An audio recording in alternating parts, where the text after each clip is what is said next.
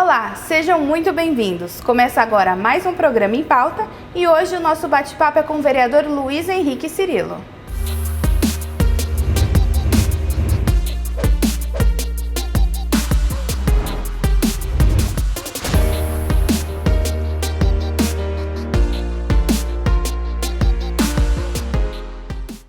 Já estamos então aqui com o vereador Luiz Henrique Cirilo. Vereador, muito obrigada por receber o Em Pauta, mais uma vez aqui no seu gabinete, para falar um pouco sobre algumas proposições do senhor. Eu que agradeço a você, e a todos aqueles que nos acompanham pela TV Câmara. Nós separamos alguns projetos de lei de autoria aqui do seu mandato e o primeiro deles é um que determina a fixação de cartazes com um número de telefone e site de conselhos tutelares nos estabelecimentos de ensino regular público. Vereador, de onde surgiu a ideia dessa proposta e o porquê é importante esses números estarem disponíveis nesses locais? Bom, nós vivemos uma cidade com mais de 1.200.000 habitantes, uma população grande, uma população heterogênea, onde nós observamos que nós temos várias demandas. E uma preocupação que deve se ter é com as crianças. A criança, o adolescente é o principal patrimônio de uma população, sem demérito nenhum às demais faixas de idades, Mas nós notamos que, infelizmente, muitas coisas acontecem dentro de casa, que não são levadas às escolas, e às vezes, se são, elas são de forma errada, não chegam de forma correta como se deve para o educador, para o diretor de escola, ter os elementos suficientes para tomar providência.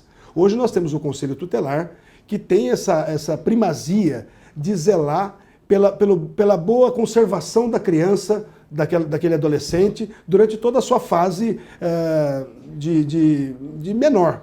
E nós temos que fazer com que o Conselho Tutelar chegue até a população. A maneira que eu encontrei, uma lei simples, mas totalmente harmônica com a Constituição Federal, com a Constituição Estadual e com a Lei Orgânica do município, é obrigar.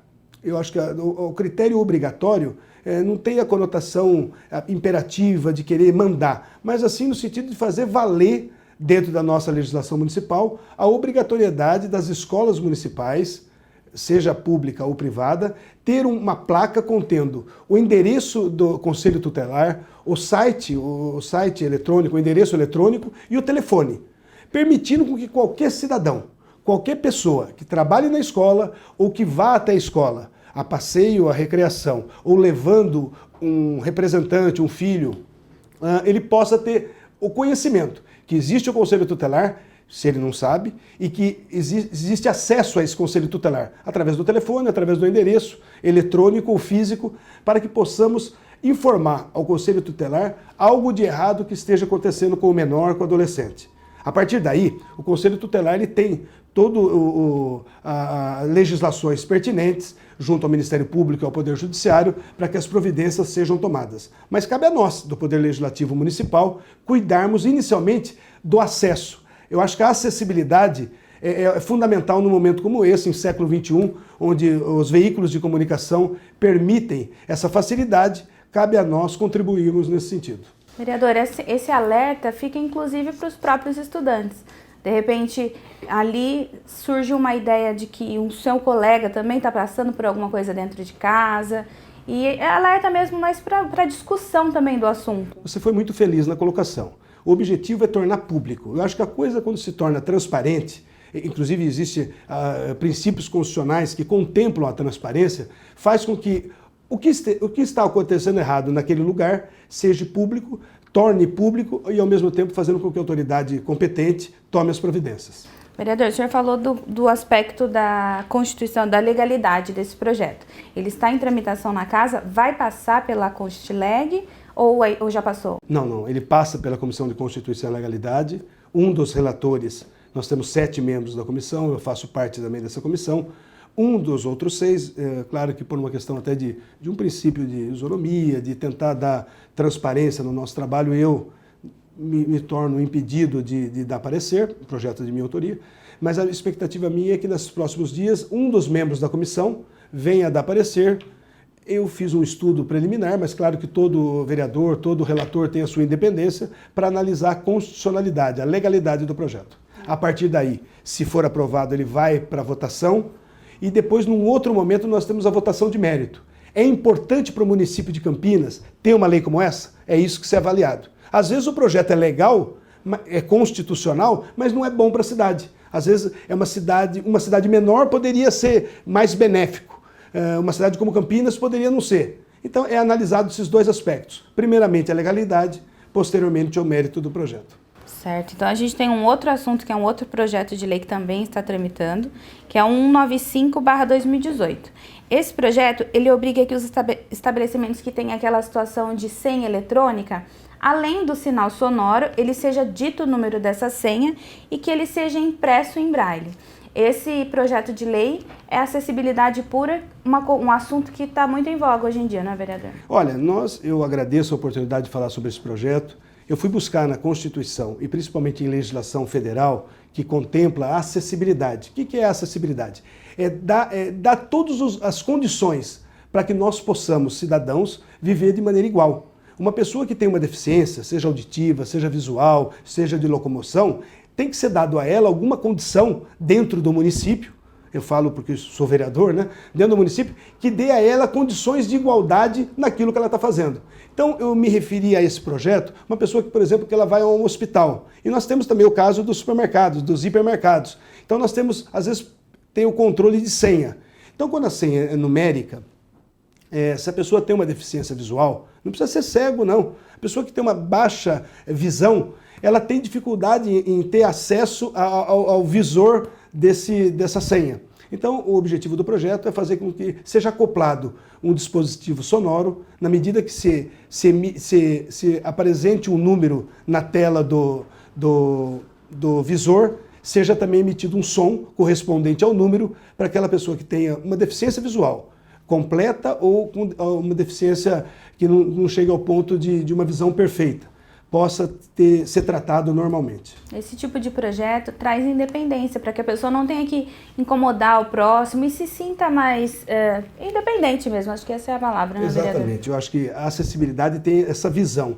Eu acho que, de uma maneira macro, pensando nas leis de acessibilidade, os legisladores federais pensaram exatamente isso que você falou. Tentar dar uma condição de igualdade às pessoas e trazer mais independência. A pessoa ela não se torna tão dependente de alguém avisá-la que o número dela foi chamado. Então, nós estamos fazendo um gesto através de uma legislação de cidadania.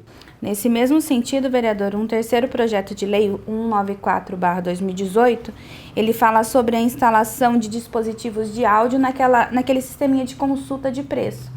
Então, a pessoa está ali no mercado, de repente está em dúvida de quanto custa o preço, não precisa pedir para alguém saber quanto que é, ele mesmo vai e conhece o valor do produto, se ele pode ou não levar. Também está em tramitação, gostaria que o senhor falasse um pouquinho de onde surgiu essa proposta, se foi uma demanda que veio através da população ou se o gabinete identificou que era preciso. Perfeito. Se me permite apenas fazer um complemento do assunto anterior? Com certeza. Eu justifiquei aquele projeto da acessibilidade, tanto sonoro como de braille, porque as pessoas realmente, a gente nota hoje no século XXI, as pessoas que têm alguma deficiência, elas nos passaram, ela nos passa dia a dia, que a deficiência dela, naquele assunto, faz com que ela seja, assim, no sentido, contemplada com outras ações, com outros comportamentos, às vezes melhores do que aqueles que têm todos os sentidos perfeitos. Então, o braille serve para isso. Aquela pessoa que ouve o som, pode se dirigir ao caixa de atendimento, ou aquela pessoa que quer ter controle de qual está sendo o número que está sendo chamado. Então o braille possibilita isso. Através do sensor de braille, ele saberia perfeitamente porque ele pode também ter a deficiência auditiva. Certo. Um deficiente visual pode ser também ter essa deficiência. Então o braille sanaria tanto o problema sonoro quanto o problema visual. Quanto a esse assunto que você me perguntou, de estabelecimentos comerciais, principalmente supermercados e hipermercados, o que nós notamos no dia a dia, eu estava recentemente passando por um hipermercado e eu me deparei com a seguinte situação, uma senhora perguntando para uma outra pessoa, para uma moça, o preço de determinado produto, porque ela não tinha, ela estava com uma dificuldade em ver no código de barra ou ter acesso ao código de barra com o valor do produto. E ela passando pelo código de barra, o valor do código de barra é relativamente grande, não é pequeno, mas mesmo assim ela estava tendo dificuldade.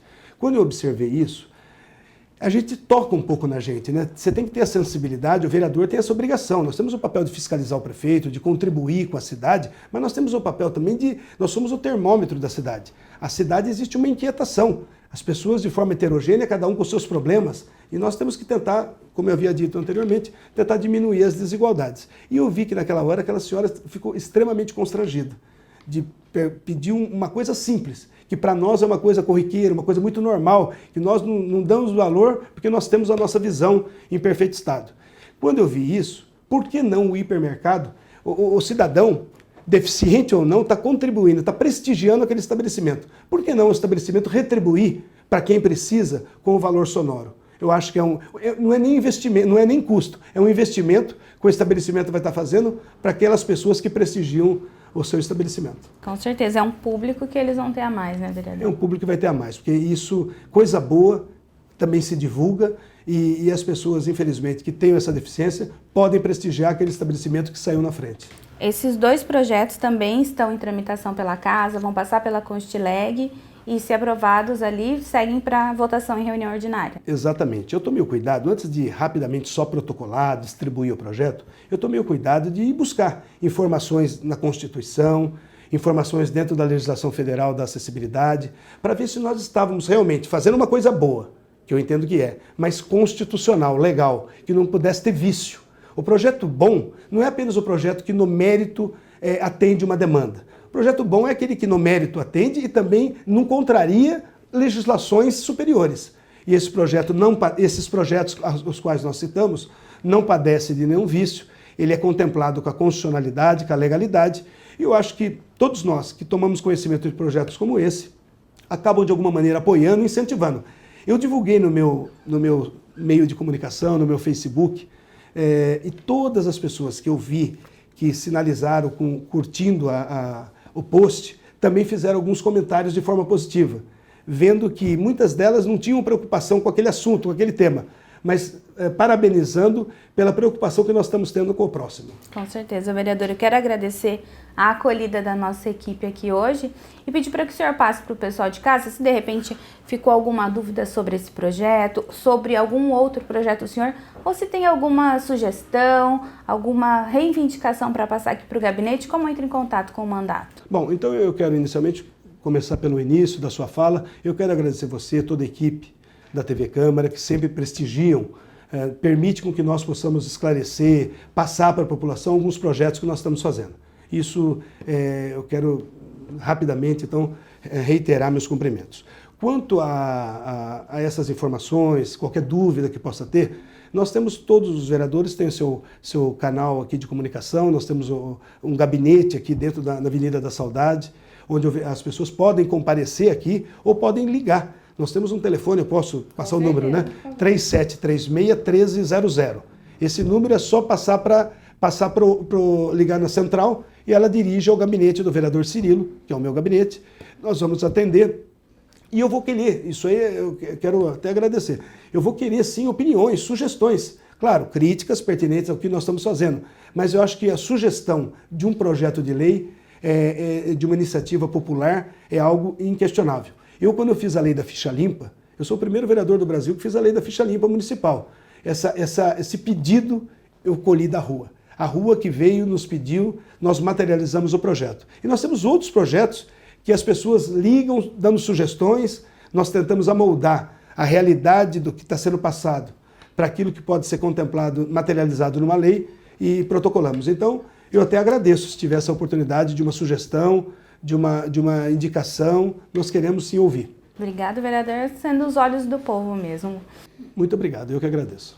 Vocês de casa, se quiserem rever esse ou outros programas da TV Câmara, as redes sociais estão passando aí na sua tela, YouTube, e-mail, WhatsApp, também qualquer contribuição é muito importante. Muito obrigada pela companhia e até o próximo programa.